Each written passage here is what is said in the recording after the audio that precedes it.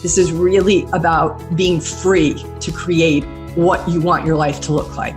We each are our own hero. And how do we take the challenges that come our way and see those as the birth process of us becoming heroic? Can you meet that judgment that ultimately will surface with neutrality? This is the Wall Street Coach Podcast with Ann Curtin.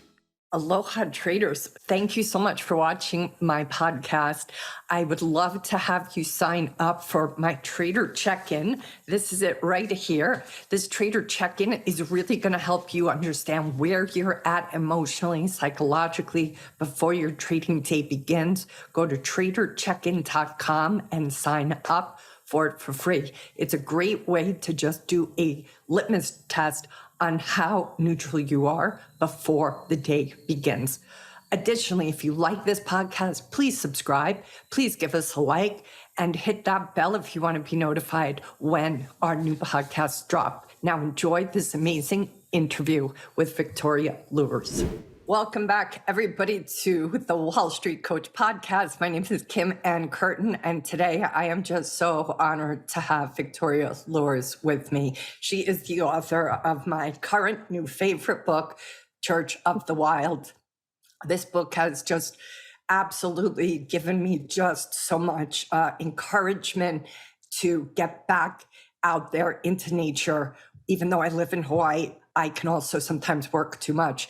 And her book has just been kind of this North Star for me to just keep practicing why I moved to Hawaii in the first place. Victoria, welcome to my podcast. Thank you, Ann. I'm excited to be here. I'm excited to have you. Victoria, I'm going to read a little bit of her bio now. She is a wild church pastor, an eco-spiritual director, author, co-founder of several transformational focused organizations focused around the integration of nature and spirituality. My listeners know I talk frequently about spirituality. I talk about the importance of spiritual intelligence, and that is what I feel this episode is going to really give to all our listeners. After 20 years as a pastor of indoor churches, Victoria launched the first Church of the Wild in California and then co-founded the Ecumenical Wild Church Network, an affiliation of congregations across North America that meet exclusively outdoors. She's also the co-founder and director of the Seminary of the Wild, which focuses on a deep dive, year-long eco-ministry certification program. And her book's subtitle, I think, is so important, so let me not speak to that, How Nature Invites Us into the Sacred. So thank you, Victoria, for coming.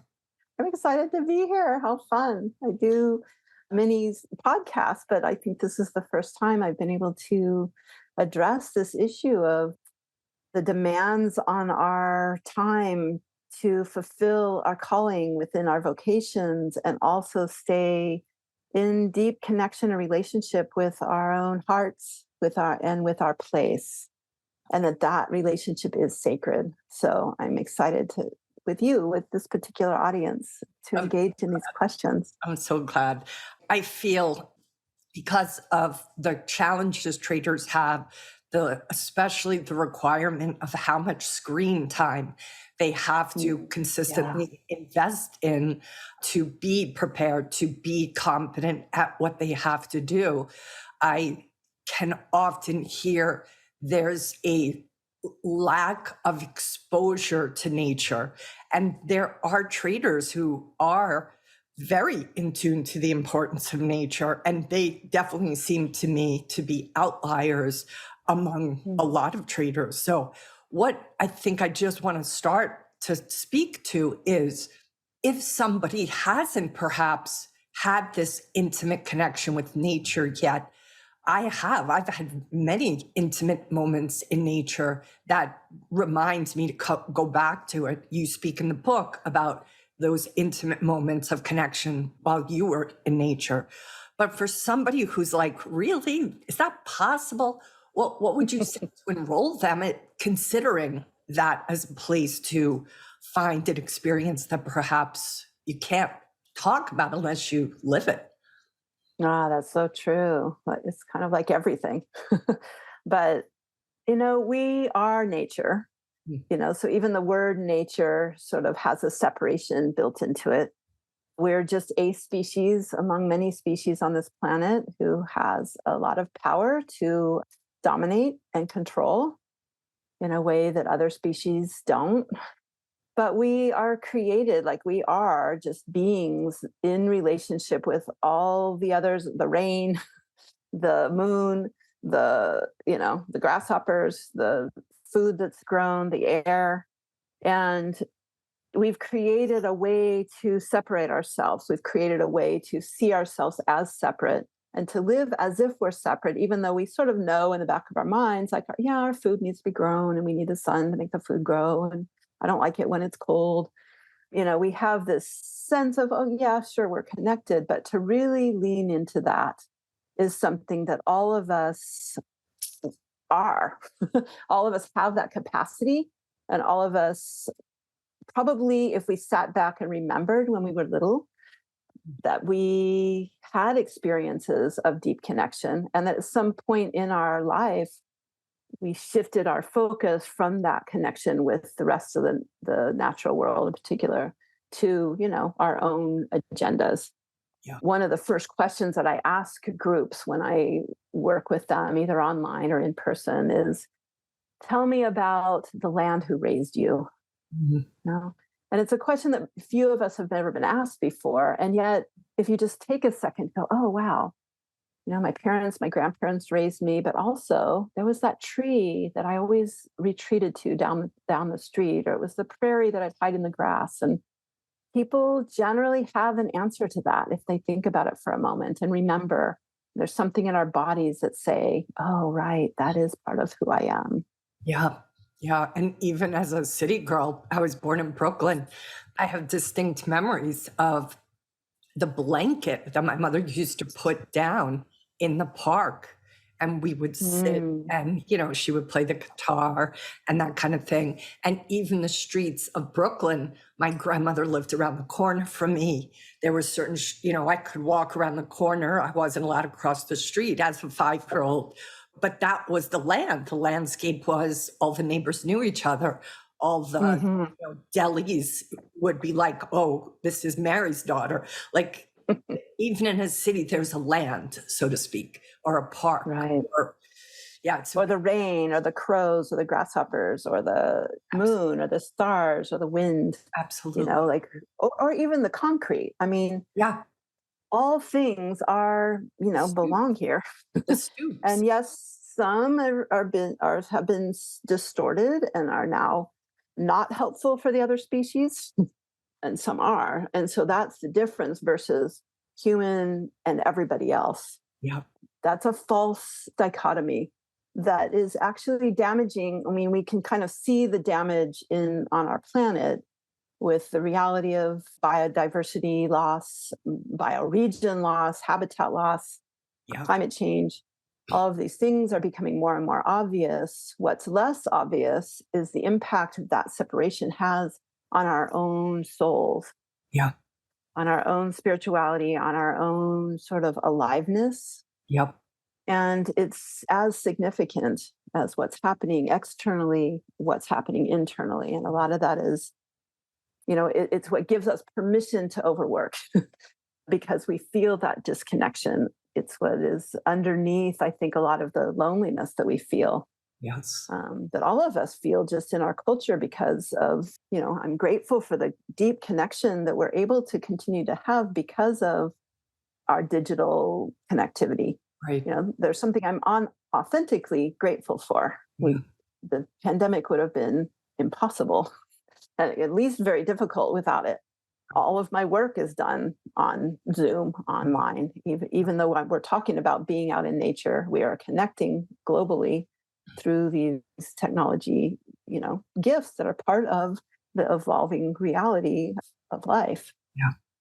And there is something that we're losing by being actually disconnected from those that are different from us, both more other humans, but especially other species, and in particular other species, I guess, that we are just disconnected from now.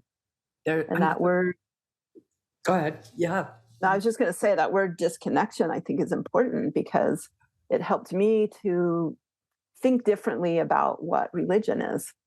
The religion is not this separate thing that some people go to temple or to church on Sunday or whatever, temple on Saturday.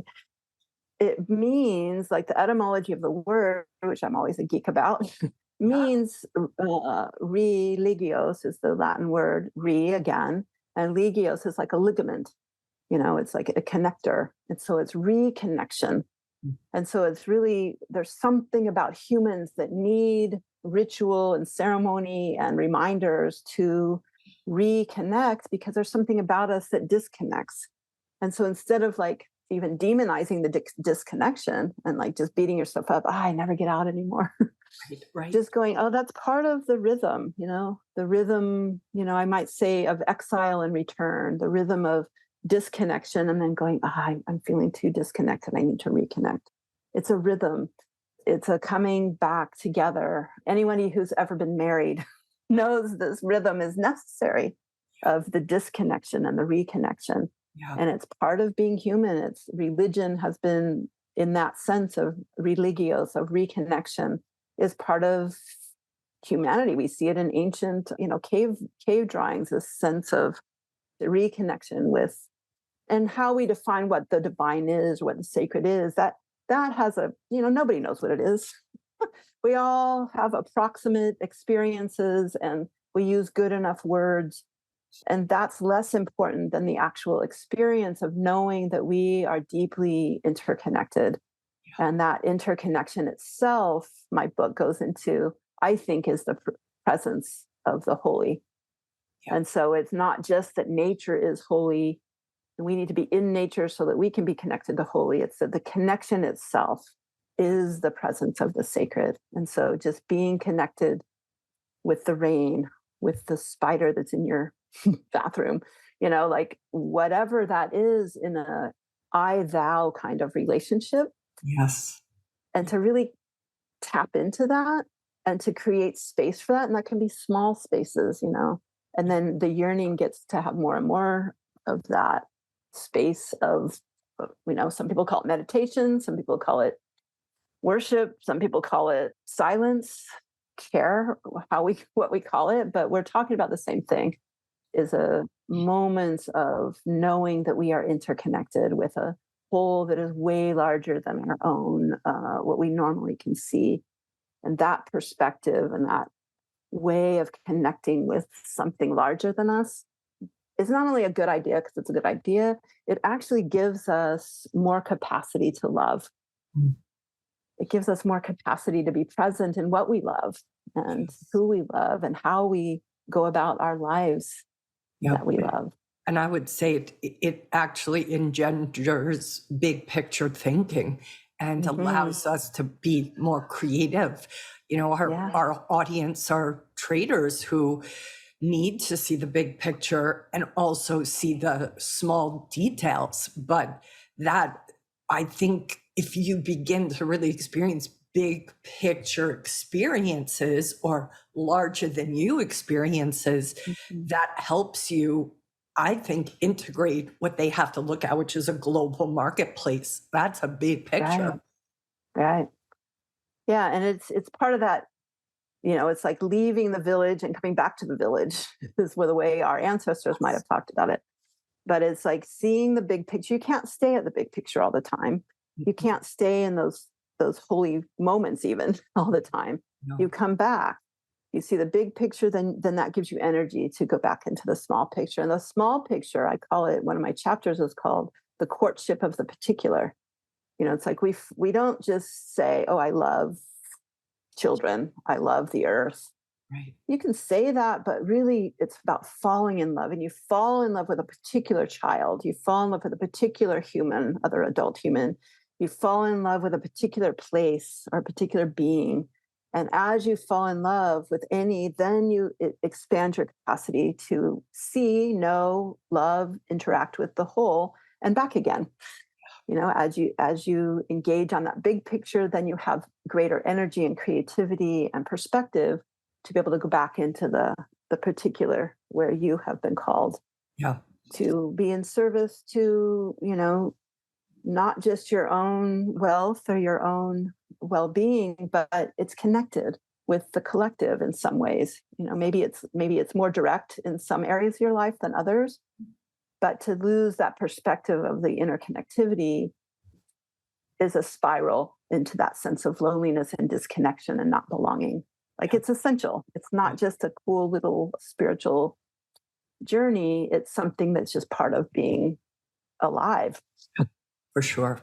I think part of what is so inspiring about these churches of the wild that you're facilitating is there are so many people who I think religion and the formalities that you even speak to, that you bumped into along the way, have disconnected people from a spiritual community, disconnect them from having a place of worship. And I'm of the opinion that if more people knew that they could experience, church, so to speak, in the wild, it would be packed houses everywhere.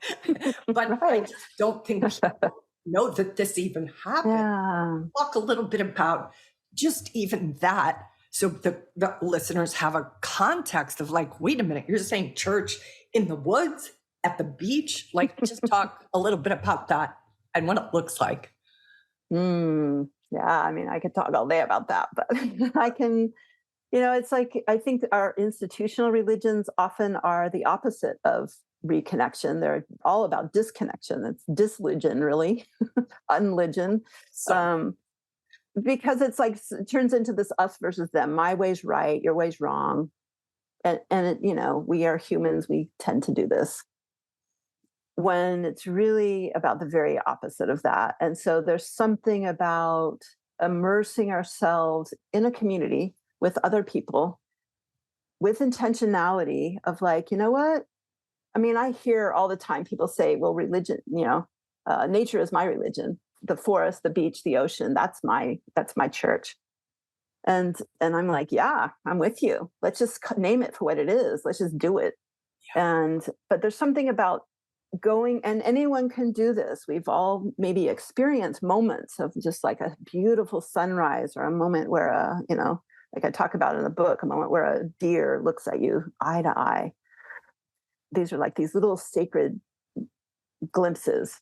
And especially, where you are, that's just so unbelievably beautiful. You can't help but being overwhelmed with that sense of awe of like, this is just so beautiful. It pulls you out of your, like, I went through a divorce when I was living in Breckenridge, Colorado, which is so stunningly beautiful. I remember driving around going, God dang it, I can't stay in my depressed state because it's too beautiful. So but there's something about opening up, like we were talking before, to that sense of awe, that sense of this is a bigger story than I am controlling.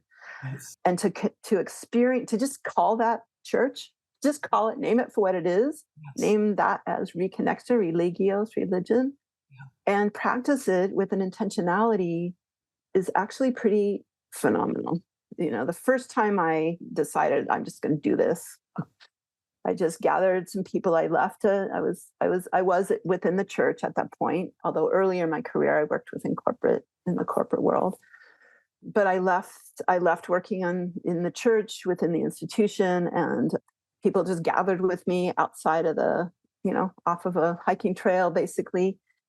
And I didn't explain anything. I just said, all right, everybody go out of this circle and wander until you feel drawn to something. And then just trust that and sit down and listen. And then come back after 20 minutes and we'll just share what we thought of. And everyone was like, what, are you kidding me? I'm going to go talk to a rock for 20 minutes. And I'm like, yes, let's just. And everybody came back going, oh my gosh, I need more time. Wow. I've never done this. I need more time. And, these are people, and even people who are, who do a lot of running or a lot of things outdoors. This is different. This is like slowing it down in a contained space. So like in a, when I say holding the space or a container, Yes. I'm talking it, that there's somebody, that's what these leaders do, is like hold that space. They say there's a particular invitation to go out and wander, and maybe you're focusing on grief or overwork or whatever it is, and you're allowing yourself to be drawn to something that's speaking to you about that. And you can't explain that. You just sort of feel it and you trust your Yeah, feelings. for sure.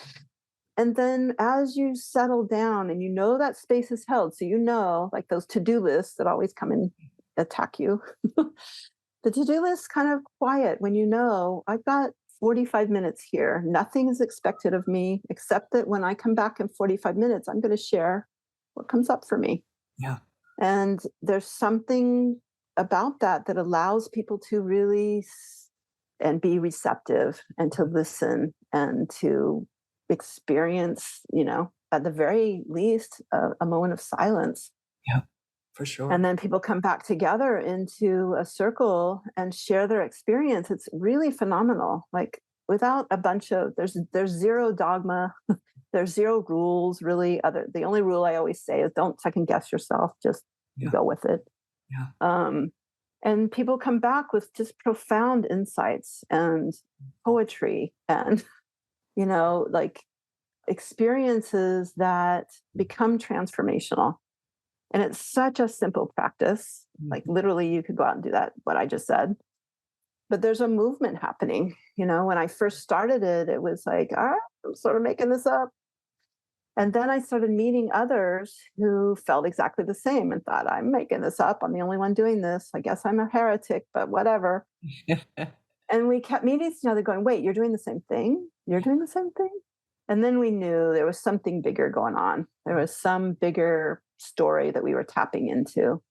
And it's continuing to grow. The little wild church network that we started now has several thousand people that are starting wild churches all over North America and in other countries. Beautiful. The African, pastors who write to us are, we always meet outside. We're doing this. And it's more than meeting outside. It's not, some are trying to do what they did inside churches and just do it outside. It's like, that's okay. It's a step. Yep. But really what this is this is not church in the wild, it's church of the wild. It's like, we are in sacred relationship with these other beings that we normally just ignore, or like this recreational thing we can tap into occasionally. But to really slow down and approach with a sense of reverence, shifts not only our own hearts, but shifts our focus, gives us energy to live the lives that we've been called to live. Yeah. With that balance that you're talking about. You quote Ursula Le Guin. There's a beautiful quote of hers where you said she spoke to listening isn't a reaction, it's a connection. And that's what it sounds like your kind of mandate is when people come together. You're asking them to go out into the space that they're in to truly listen as though it is connection, not I'm going to react. Right. Yeah. And we know that we've experienced it, so I think like you asked in the beginning, like, what if we just don't do this, Right. But there's something in who we are as species of aliveness on this planet that we do know it. Yeah. We just need to remember it. So I kind of call all of this is nothing new. Yeah. There's nothing breakthrough about this. What it is it's a remembering. Yeah. It really is a remembering ourselves back into the interconnected whole. To those who maybe are listening to us who perhaps, are kind of just curious about it enough to wonder, well, what would the benefits to me be if I began to spend more time intentionally in nature? What would you say those benefits likely they could expect to be? Well, there are actual studies that show that it, as far as releasing tension, lowering your blood pressure, resting, learning to rest, finding balance. I think, though, that one of the biggest benefits is just being wholly who you are. I think sometimes in our culture, and particularly in the kind of work that day traders have committed to, the not just the temptation, but the reality of there's always more work leads to overwork. It leads to an imbalance that we feel even when we're in the midst of the overwork and we have the energy for it.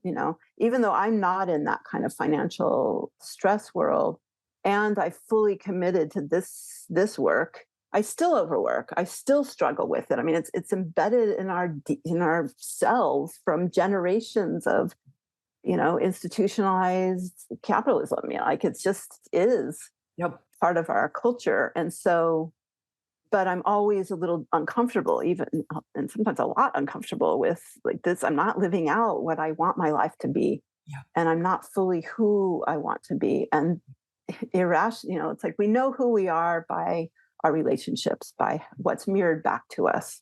Yep. And what if we're disconnected with relationships beyond other humans? There's part of being human that we just don't connect with. And so there's some core foundational part of being human that we as a species really need to reconnect with. And it's almost like we don't know the benefits because we've been so disconnected. Yeah. But there's some deep benefits that are really being asked of us at this moment in history, Yeah. where there's so much unraveling ecologically, culturally, Yeah. in governmentally, socially. Like we can just go on to just about every level of our citizenship of this planet. We can feel the unraveling, and something is being required of us. We are a generation that is alive at this time. Mm-hmm. Whether you think it's on purpose and we chose it, or some other entity chose it, or it just is what it is. Like we are alive now. Yeah. And there's something that's going to be called of us in our lifetimes that's different than what we've been for the last couple hundred years. What? And Yeah. One of go the ahead. stories I just wanted to share with you is one of the gentlemen I got to interview for my book. His name is Robert Monks, and he lives in Maine, and he was seeing pollution on the Penobscot River. And he was so frustrated by it. And he was, because of his stature in the community, he was talking to people, trying to get the clarity.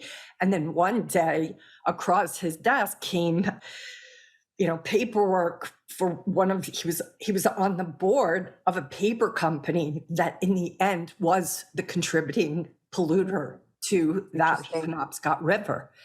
And in that moment, he realized, oh my God, I am polluting the Penobscot River because I'm part of this collective that hasn't been putting in appropriate, requirements or demands about how they treat the environment. And so he became a shareholder activist. That's, something that he began to speak to, how each shareholder has the power. They just don't even realize they have it. But it's a beautiful story because he doesn't make himself wrong per se, but he kind of was shocked that he was so upset about it for so long. And yet he was invisible to himself as contributing to that. It just feels like such a beautiful story of what you're talking about, is that we are really all connected in ways that maybe we're not even present to. And if we, the more we pay attention, then he was able to do something about it. He was able to get the paper company to stop because he used his voice as a board member and a shareholder. So it was I thought just a beautiful story. I was thinking of that story. The other story that I'm in love with, and I'm curious if you know, that's that Ray Anderson who worked at Interface, right? And how he read The Ecology of Commerce, had a spear in the chest moment. So there's these connections that happen with people all over, I think, even smaller ways than perhaps those stories, that can change. It can have a ripple effect. So maybe I just am saying to everybody, don't underestimate the power of you just perhaps taking a little walk in the forest, what that might unfold for you. I agree. And it's not interconnection or this experience of connection just for the interesting fun of it. It's reality. It's like these challenges that we are facing that are going to affect every single thing that we're day trading around Yes. requires people like the stories you just said, people like all of us. We are all complicit in all of this. Yeah. Even if, the forerunners of the environmental movements are just as complicit as any, Wall Street mogul that doesn't think about it at all. We're all complicit. Yeah. And so that's not something to just beat ourselves up about. It is a bit of a moment of a heart, like a punch gut, kind of moment of like, oh my God. And I think that's an important, it's like the truth and reconciliation of it. You can't really engage into the reconciliation work without facing the truth work. Sure. But that's not an excuse to sort of shame yourself into inaction. It's a way of going, okay, it's not like I need to quit my day trader job. Right. And now I'm going to become a full-time environmental activist. It's saying we're all called, no matter what we do, if we're a barber, a day trader, or somebody who runs a large environmental activist group, all of us are being called by Earth herself, at least, and by spirit, and by our own souls, if we listen, to be part of, this collective continuation of life. It really is that serious. Yeah. And if we can make that connection between the way we're living now, that we just assume is the only way, and how that's going to impact the people we love, the places we love. And so that's why, to me, it's about love. That's if we can connect this with our grandchildren, if we can connect this with the little trees in our backyard, yes, that gives us the energy to actually do whatever is needed. And there's so many things that are needed. It's all of it. Yeah. There's a story you speak to in the book. I'm looking for it now. This was in reference to a place in Scotland, and this particular area was called by the residents themselves a nothing place, an unproductive wilderness. And you spoke about how there was a company that was going to come in and disrupt this, kind of biosystem that was there in the moorlands. And so these residents wanted to restore, you said, intimacy with their land through specific storytelling. So just talk a little bit about the power of that, what happened there, and then the power of that, rebuilding that intimacy with our neighborhood. Well, and this was happening in a lot of the Hebrides Islands in northern Scotland, and it happens all over the world, where the bioregion is further impacted by some industrial decision. And all of the other communities in that area had tried resisting in the normal ways of petitions and showing up at city council and resisting. And all of the other communities didn't go anywhere. The energy company came in and it did impact their land.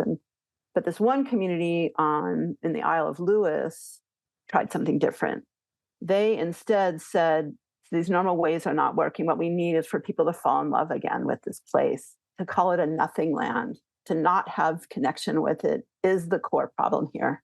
And so the core solution here is to reconnect with place as part of our belonging, as part of our sense of self. And so for people, I think, that encourage the whole community to go out, remember stories, tell new stories, write new poems about particular places. Yeah. This tree where my grandmother grew up, this river that goes through the back of my house. And they did that for a couple of years. And then in that process, that intimacy with place happened. And by then, something had shifted within them. It's like, wait, this is our place. Right. This is not just like a thing you do. Oh, I don't have time to go to the city council, or, I already signed this. Right. It's like, wait, this is my life. That's right. And then people showed up in a different energy and they won.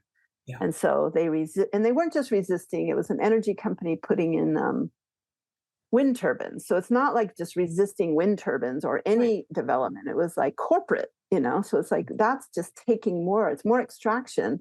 And Yeah. so since then, which is interesting, I've researched, since then they have, purchased their own wind turbines, and they're, creating self-sufficiency within the community. And the whole community, in fact, has become, there are very different land issues there, where the landowners are British non-nationals, Yeah. and then everybody else is sort of a leasee. And they have taken back their land. They've taken back their land in a public trust, where the community now owns their own land, Wow. creates their own energy. I mean, it's like this amazing story of the kind of transformation that all of us need to be looking to, Yeah. in our own ways. It's not replicating it per se, but it's going, oh, wow, there's something here about this moment in history for all of us to be looking at. Would you share the story of your encounter with the deer? Really? We want to hear this story. It's I do, because I very, think the stories really connect us to what you had, and perhaps encourages everyone to have theirs. As mm, little or as much. It's a winding story throughout the book, but yeah. it's a beautiful story, and it's a simple experience, but Mhm. yet so profound. Yeah, and that's the challenge of it. Like, I think a lot of people have these profound encounters, but they're so simple, and they're almost like, how do I even talk about this? So we just sort of treasure them in our heart and go, that was cool, and move on. But I think the more we sort of stumble through, like I'm about to, talking about them, the more we're helping to change the public narrative around our disconnection. So essentially, I had an experience in the lower Rocky Mountains in Colorado, where I was wandering, in one of those experiences, just wandering. I didn't have an agenda really.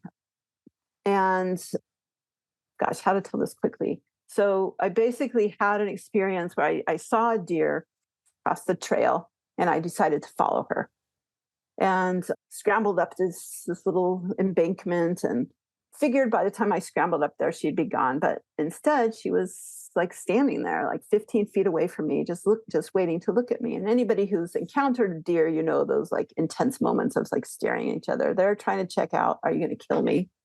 And we are hoping that we have the honor of being, just having that moment. And so that's what happened. We just kind of like had this staring, like I was sort of surprised. She looked at me very quickly. She discerned I was not a threat.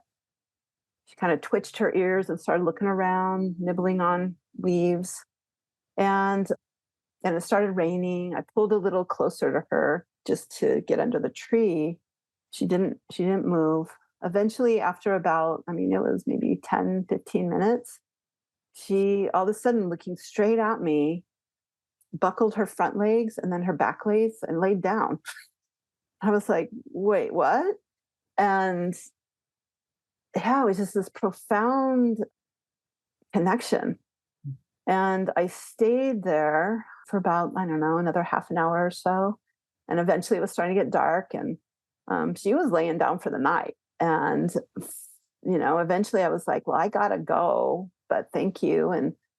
And walked away, and I could feel within me, I don't know if anybody's had one of these sort of God moments or whatever. I could feel this inside me just say, I'm with you always. This sense. It's like, wait, that's like a God sentence, but it felt like it was coming from a deer. And so it's like this confusing, interesting encounter.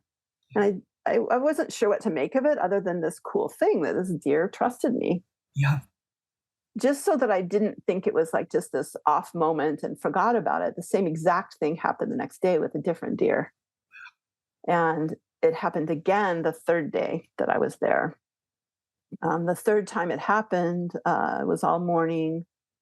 I was kind of concerned with some other things. I went, oh wow, I haven't seen any deer today. And right, I look up and I see this deer in the distance, and sort of like brambly bushes, and I'm like staring at each other. I'm getting a little dizzy. We're just staring. She stared at me so intensely, and finally I realized, wow, I think I'm supposed to be the one to lay down. I was like, well, all right, this is weird. So I go, okay, I'm going to lay down. Now I can't see her at all. Going, all right, this is a interesting thing I'm doing here.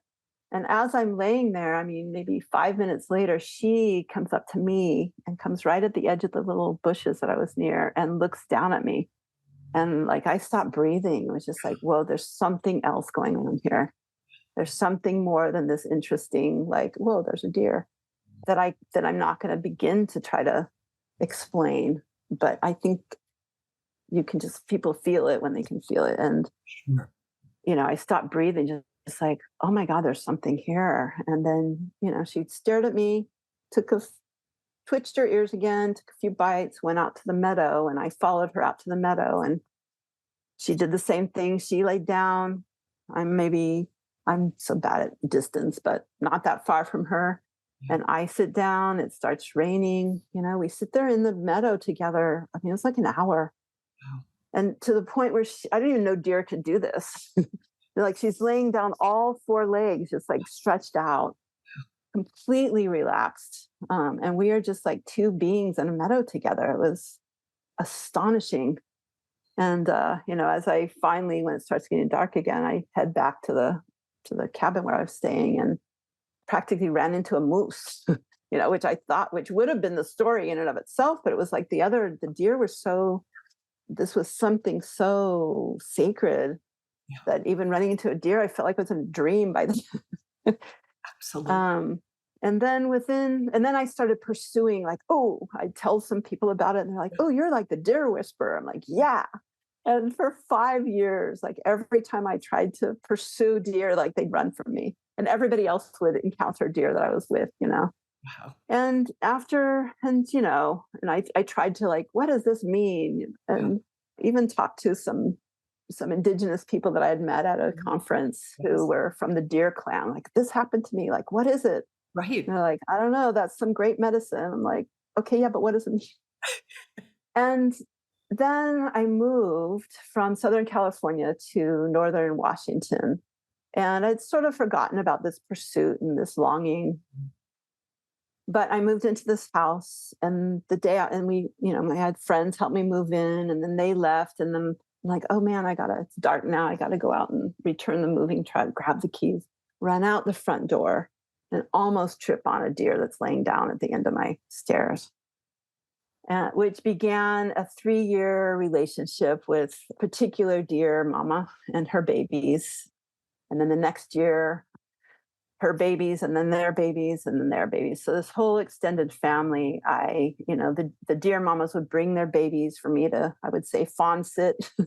And I was writing this book during that time. And, so my desk was had windows on both sides next to the desk, and the mamas would bring their babies. The babies would lay down right outside of my window while the mamas went and grazed and whatever, and they'd come back. I mean, it was just this remarkable relationship. And people would still ask me, like, well, what do you think that means? What's that? Is that your animal totem or something? And it's like, Sure. I don't know. What is it? What is it? What does my daughter mean? What does that relationship mean? Like, we don't pursue these relationships for what we get out of them, either the beauty or the experience. You're then objectifying the other again. Yep. It's relationship. It's like you don't walk up to somebody in a coffee shop and just sit down and start talking to them and see what you're going to get from them. Like, it doesn't work that way.